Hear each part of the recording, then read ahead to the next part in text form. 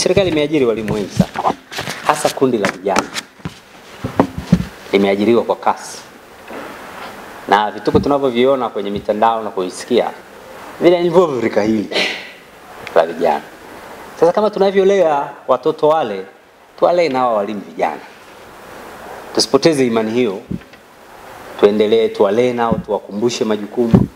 Whether atafurahi hata siki hata kubali, lakini timiza wajibu wako. Na malezi sio nyumbani tu, ni pamoja na maeneo yote unavyo. Hata mimi ni RC, lakini hapa napata malezi kutoka kwa walionitangulia na wenye uzoefu walioko tunaofanya kazi pamoja kila siku. Kwa hiyo hakuna mwisho. Mnapokosa kukaa na hawa vijana, ndio wanaingia kwenye kitu ambacho kinawadhalilisha sana walimu. Mikopo hii ya kausha damu. Niliwapa mfano last time, alikuja binti ofisini ana frustration kuliko za wazazi wangu. Lakini shida ni nini ukimsikiliza? Ni mikopo. Kwa tusaidieni sana kufanya malezi kwa walimu wapya, hasa vijana.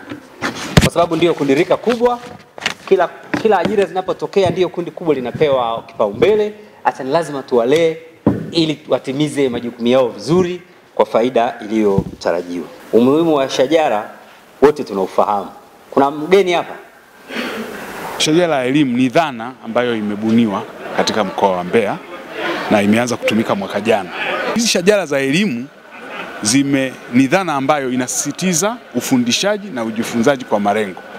Inaatilia mkazo kwamba mwanafunzi anapokuwa darasani, kwa mfano awali au darasa la kwanza au darasa la pili, kwanza yeye ajue malengo yake ni yapi. Hata akifika mwisho wa mwaka aweze kuona hata kwamba hivi malengo niliyokuwa nimewekewa yamefikiwa.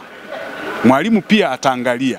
Kwa hiyo shajara imechukua malengo ya ufundishaji na ujifunzaji kutoka ngazi ya kila mwalimu na kila mwanafunzi kwa kila shule.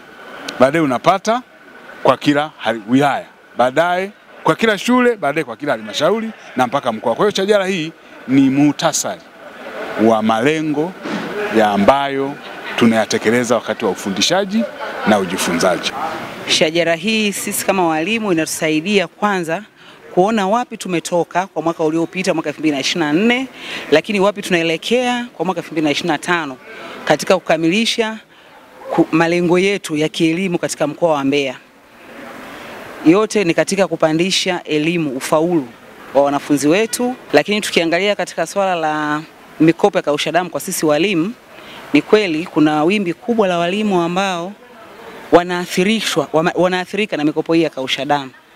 Lakini tutaendelea kama tulivyoelekezwa na mkoa wetu wa Mbeya kwamba tutaendelea kupeana elimu sehemu mbalimbali, mashuleni, kwenye kata.